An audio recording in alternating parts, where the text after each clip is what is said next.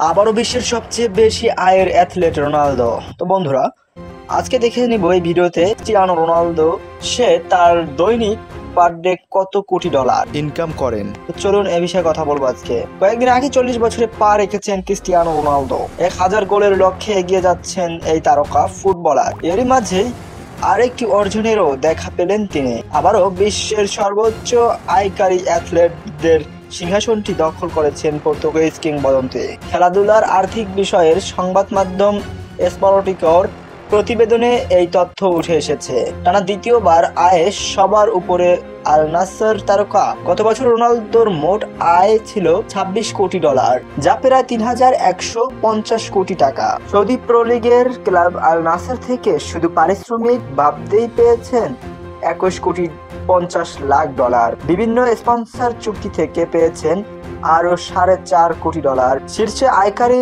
অ্যাথলেটদের মধ্যে রোনালদোর আয় বছরে অত্যন্ত 20 কোটি ডলার ছুঁয়েছে। রোনালদো এ নিয়ে টানা 8 বছর অত্যন্ত 10 কোটি ডলার আয় করলেন। গত বছরও 20 কোটি ডলার ছুঁয়েছিল।